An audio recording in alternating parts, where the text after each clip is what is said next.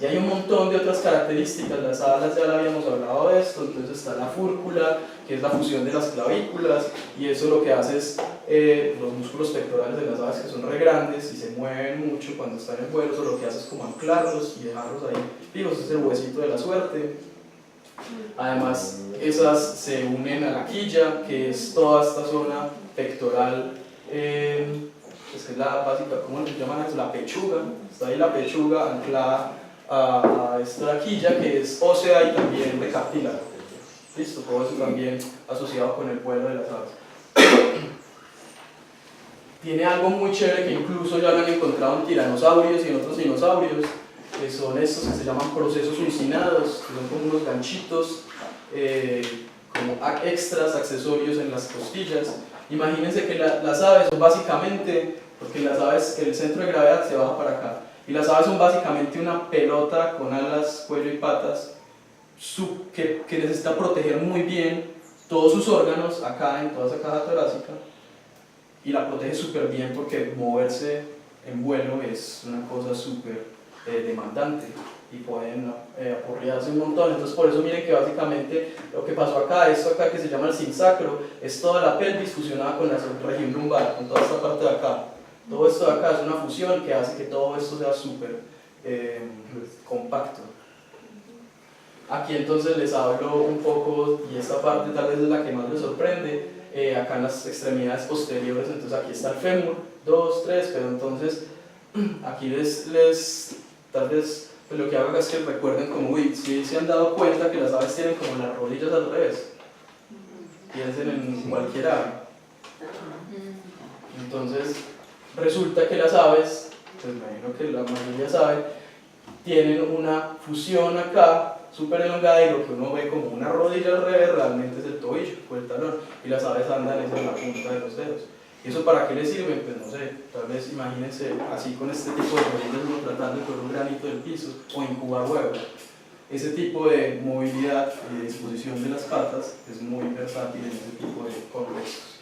El hallux, hablando de los huesos, entonces les cuento de los huesos neumáticos de las aves, que los huesos principales son huecos.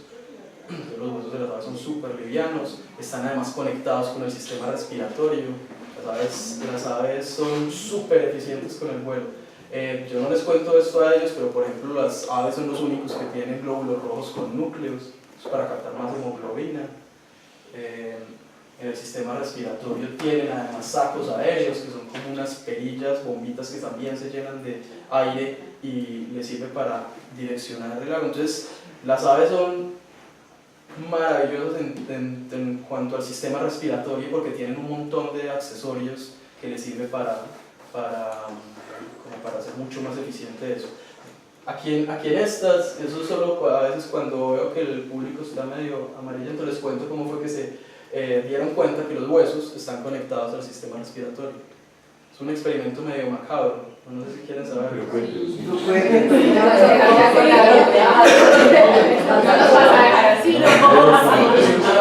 Resulta que cogieron, digamos que una paloma de iglesia y le colocaron un caucho acá tapándole toda la siringe, pues, y como todo el sistema respiratorio, y el ala se la cortaron acá y ella siguió respirando por el húmero, siguió viva normal acá entrándole aire por el húmero. Eso digamos que lo hicieron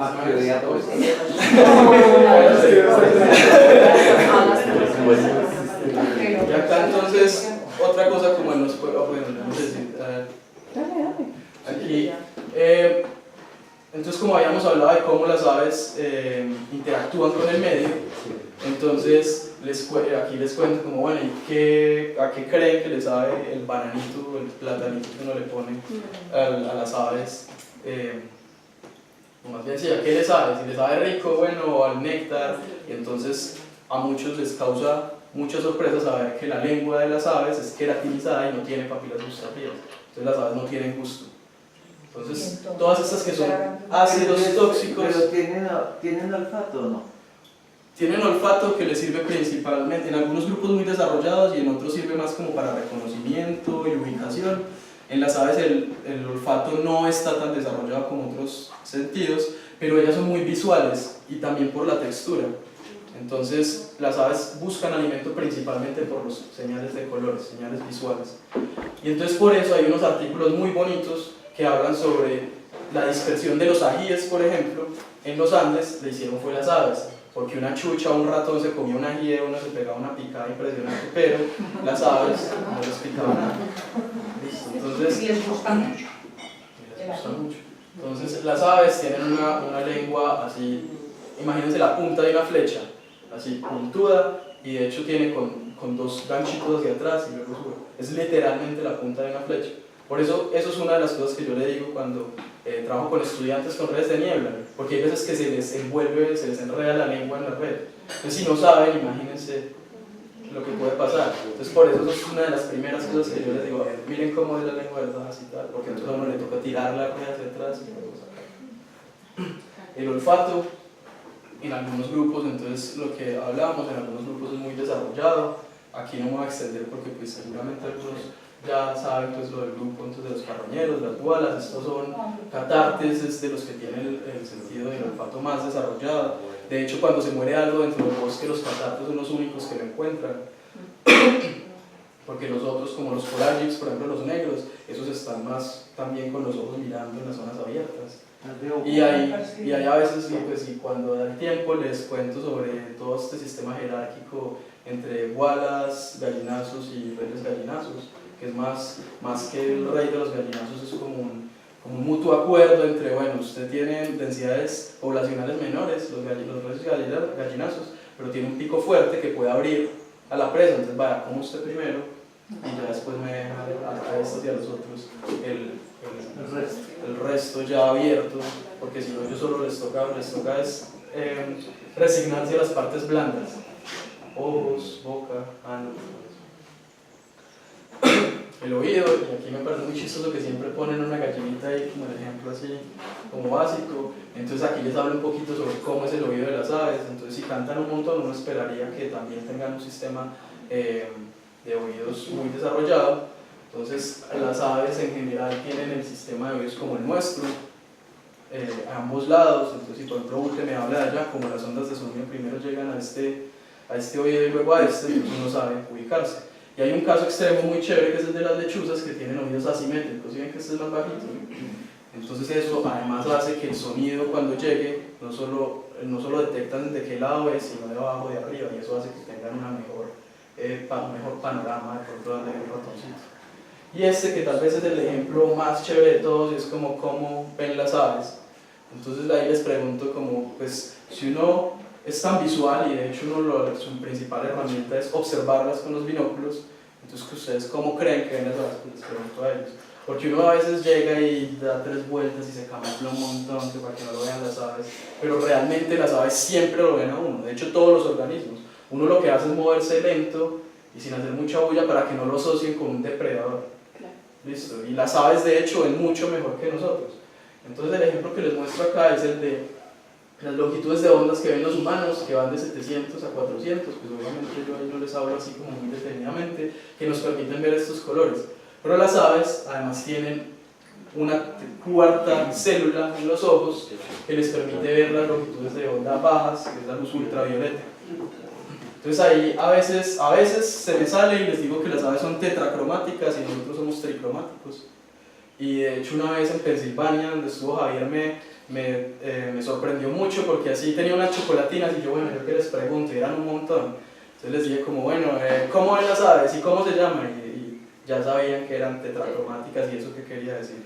Entonces hay veces que digamos que ese tipo de información hay que como digerirla y saber cómo quedarle a algunos públicos, pero tampoco hay que subestimar a los que están recibiendo la información, porque digamos que hay muchos de esos datos interesantes que no son tan difíciles de asimilar. Pues, ¿y esto qué quiere decir? Resulta que ya con unos programas y con unos tipos de lentes con filtros sabemos que hay muchas aves que para nosotros lucen de este tipo y para las aves ellos las ven de este tipo.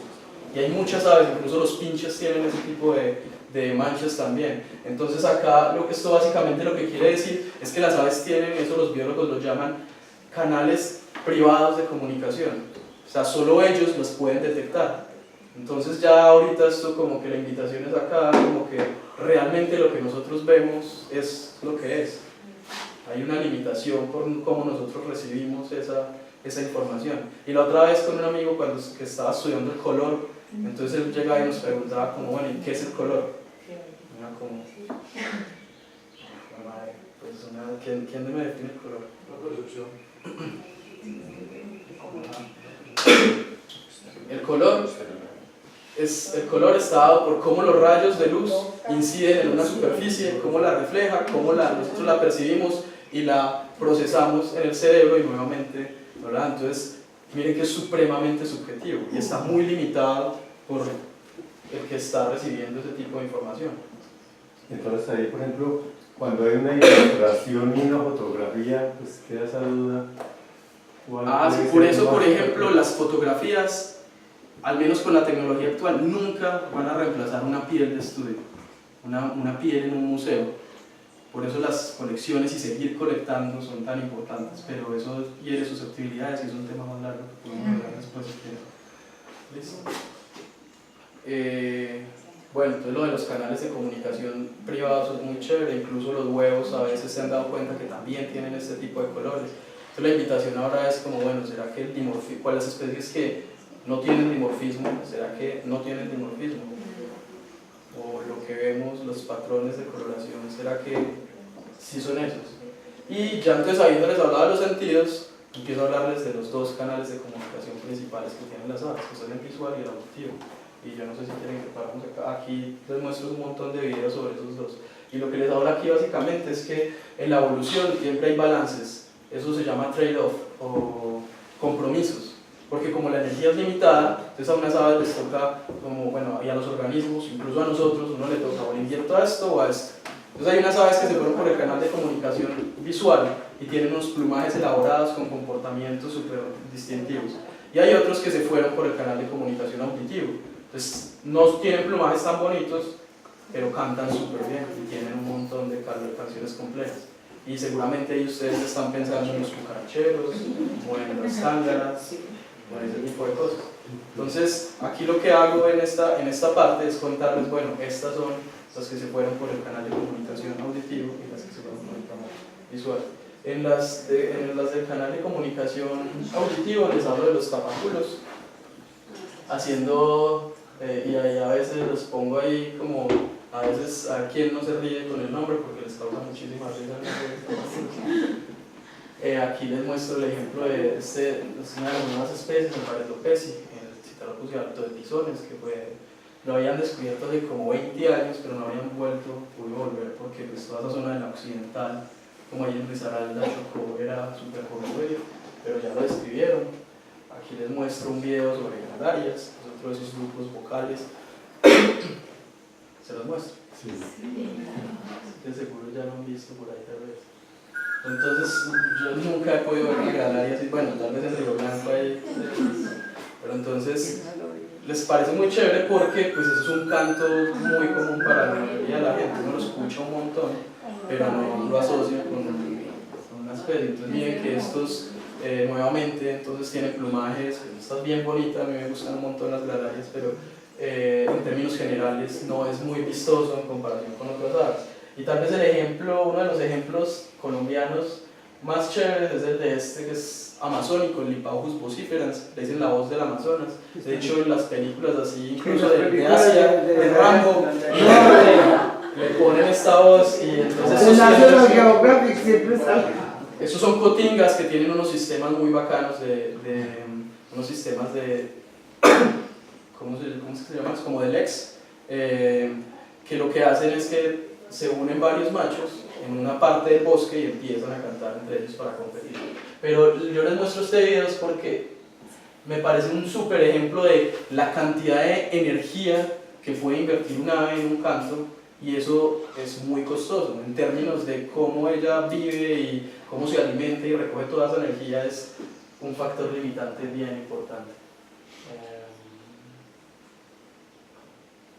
Esta es una meta.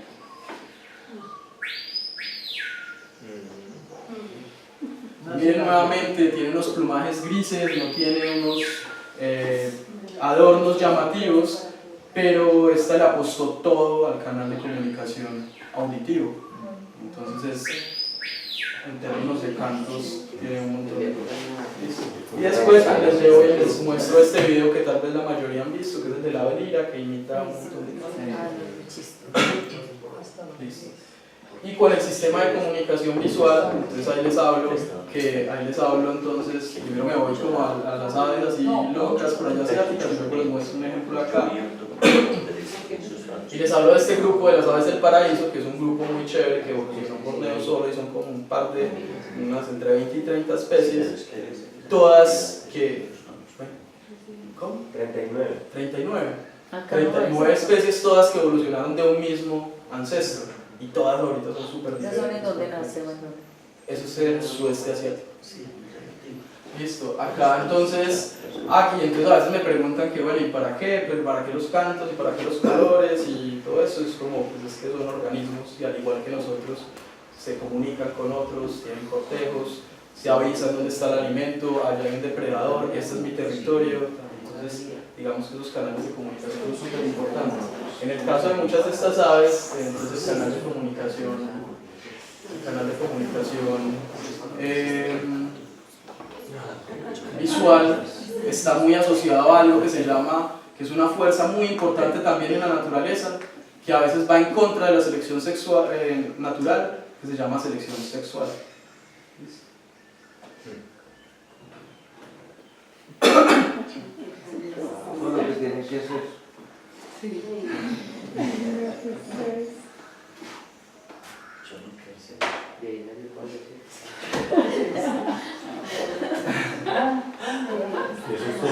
Esos son machos. Estos son machos, todos estos son machos haciendo despliegues.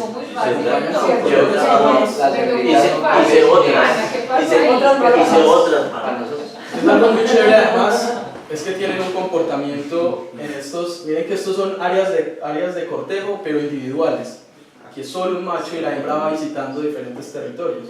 Y algo que hacen es que limpian esos sitios en donde hacen el despliegue. Miren que se ve bien despejado todo, incluso quitando ramas y puliendo algunas de esas. Para después ya hay unos artículos súper chéveres sobre este proyecto que se llama el Proyecto de las Aves del Paraíso, en donde explican por módulos cómo es que se dan todos esos comportamientos de apareamiento. Se le llama la bailarina de ballet y bueno, y se combina con Haga de cuenta.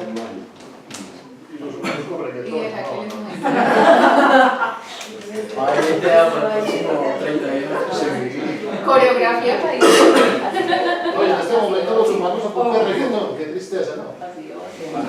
Esa coreografía la montamos paisente. Uy, sí, uy, sí, pero Y ahí sigue, y creo este es tal vez de mis preferidas, y lo bacano es que llega la hembra. Entonces, entonces ahí les hablo como, bueno, miren el dimorfismo sexual y cómo una misma especie, dependiendo de los sexos, puede ser muy diferente. Y además les pregunto como, ¿qué puede estar explicando eso? Entonces una es que pues, los machos son los que hacen la inversión y los que hacen los cortejos, entonces la hembra no tiene necesidad, pero además en la hembra juega la depredación un papel muy importante. Imagínense un macho con todos los perendengues y todas las plumas de colores incubando huevos. Eso es una señal de los depredadores. Entonces, en las hembras, miren que entonces es muy chévere como en una misma especie, en los machos opera la selección sexual y en las hembras la selección natural. Dos fuerzas evolutivas actuando de forma diferente en una selección sexual. Y entonces uno podría pensar acá con lo de la selección sexual, por ejemplo con los pavos reales allá en India. Imagínense esa cola tan larga, eso debe ser un manjar para los depredadores. Pero entonces ellos le apuestan es a que si tienen unos buenos ornamentos se pueden reproducir mucho más. Entonces ese es como el trade-off nuevamente. Y el otro ejemplo que les muestro, que es un clásico, es el de el Pipra mentalis. Este lo conocen. Es el del despliegue. Es el del despliegue, este ya es el caso nuestro. Pues, en este grupo de saltarines ya el sistema de ley es diferente, pues el sistema de apareamiento, porque en este todos se unen en un mismo sitio, en la mayoría de estas especies, en Piprie, para hacer el despliegue todos juntos, y la hembra llega y es como una pista de baile y escoge. pero depende de las especies. Hay unos que se llaman quiroxifias que hacen coreografías. Entonces hay unos que saltan y el otro pasa por acá, tal, y al final el único que se reproduce es el macho alfa. Entonces hay un montón de experimentos para tratar de explicar, bueno, y el otro para qué le ayuda si no se va a reproducir. Pero pues eso es como en todo, ese está ahí porque es el amigo, tal, está aprendiendo.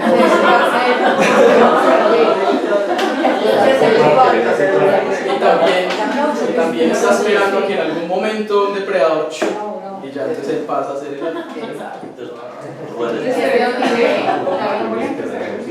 Listo, entonces dentro de esta familia que es Pipridae hay un montón de diferentes tipos de despliegue. Este es uno de los más conocidos, que son las configuraciones de las partes. Entonces es la caminata lunar.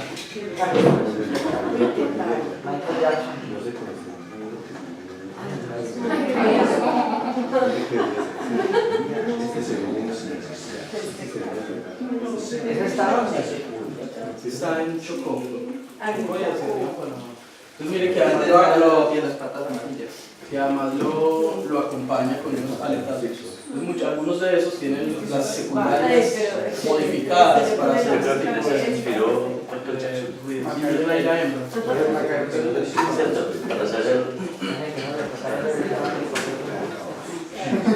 Listo, entonces todos estos se agrupan en un mismo sitio para hacer el despliegue y la hembra llega a escoger. Entonces esto es una agrupación en tipo de LEC. The competition is so fierce that only alpha males remain. Tenemos uno parecido, con cabeza amarilla. Oiga, la heterocefala, pero uno la ve mucho haciendo solo. Eso también puede ser solo o en grupitos. Yo he logrado ver un lec así grande de esa haciendo, sino que uno ve el pajarito solito ahí. Hay veces que también hay los que practican. Los juveniles practican algo. Bueno, acá. Voy a seguir así rápido. Aquí entonces, siguiendo con la historia, entonces, pues después de esos despliegues y de que hay una interacción macho-hembra, pues entonces lo que seguiría naturalmente sería como todo el resto de la historia de la vida reproductiva de las aves. Entonces aquí empiezo con la cópula para hablarles entonces de cómo se da en todo este grupo de arcosaurios, específicamente en las aves, entonces que no tienen órganos reproductivos diferenciados, sino que se da por la unión de cloacas. ¿Listo?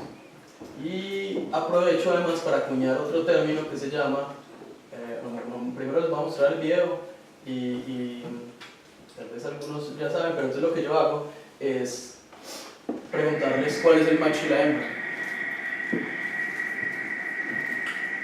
El macho de la derecha. El macho es el de la derecha.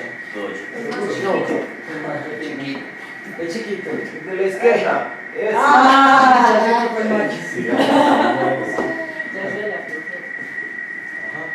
Entonces en accipítridos, las águilas, gavilanes y aguilillas, falcónidos, y en estrígidos, que son los búhos, hay algo que se llama dimorfismo sexual revertido. Eso quiere decir que el dimorfismo en tamaño es opuesto. Entonces las hembras son más grandes. ¿Y eso por qué se da? Hay dos explicaciones principales. Una es para que no se sobrelapen en las presas que comen. Entonces así las hembras pueden comer presas más fuertes y los machos comen presas más chiquitas y rápidas. Entonces así no compiten entre ellas por las presas.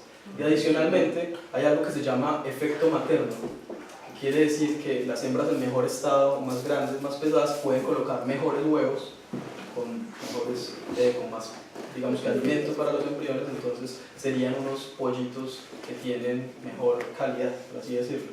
Además de no solo la puesta de huevos, sino todo lo que involucra la reproducción, que es proteger un territorio, organizar el nido, construirlo, incubarlo, todo ese proceso. Después de eso, entonces hay algo muy interesante, y es que se crea algo en las hembras y en los grupos de aves en donde también incuban los machos, que se llama parche de incubación. No habíamos hablado de eso y yo creo que voy a meter una diapositiva sobre esto antes para hablarles sobre los tractos de plumas de las aves.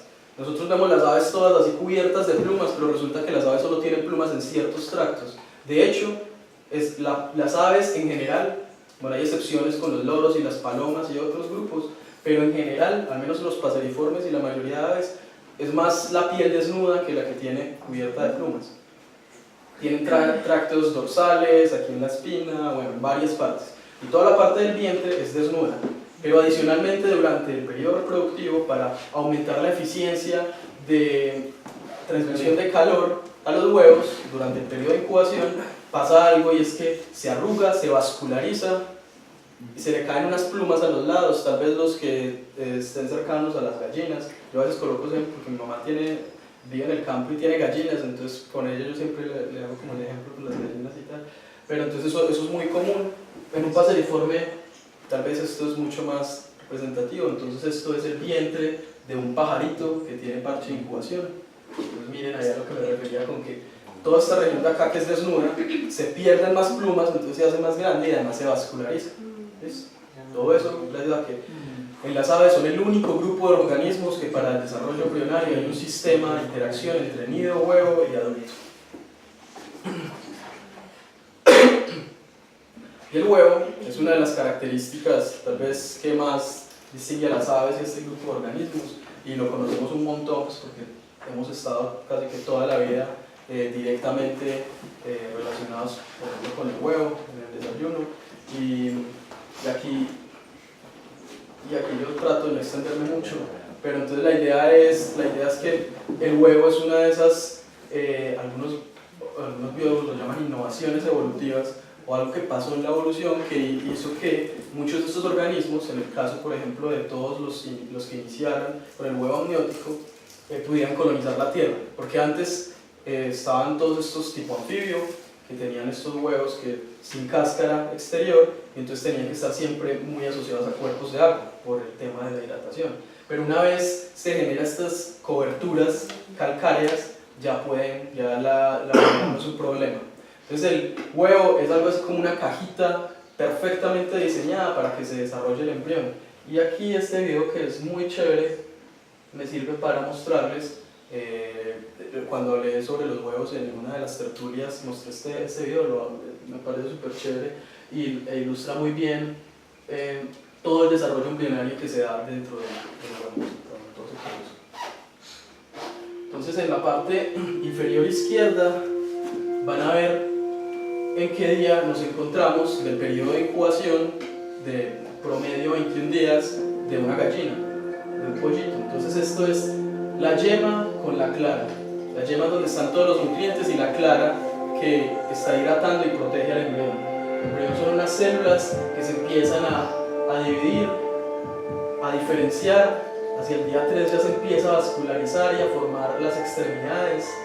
Miren que hacia el día 4 ya se empezaron a formar extremidades anteriores y posteriores y hay una encefalización.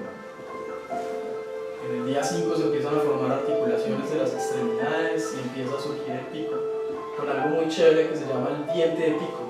Es un remanente así, uno podría llamarlo tal vez un remanente de dinosaurio de las aves, que les sirve para quebrar el huevo. Los tractos que les contaba empiezan a formarse hacia el día 8, miren que son solo en ciertas partes. Y se forman las uñas, se empiezan a diferenciar uñas y algunas plumas ya hacia el día 11. En las escamas y hacia el día 13 pasa algo súper importante, y es que hay una torsión del embrión para prepararse para el nacimiento. Y aquí ya empieza a diferenciarse toda esta zona. Hay una membrana, una cutícula muy importante que protege el embrión y separa todo lo que es la clara de la cáscara, y ahí es donde se forma esa célula de aire. Recuerden que la clara se ha ido evaporando para darle espacio al embrión, que si no, no habría espacio para que el embrión se desarrolle. Se forma esta célula de aire. Es cuando uno hace un huevo tibio que queda ese huequito de aire, es una célula de aire. Miren que aquí hacia el día 19 ya, gracias a esa célula de aire y al diente de pico, puede quebrar el huevo para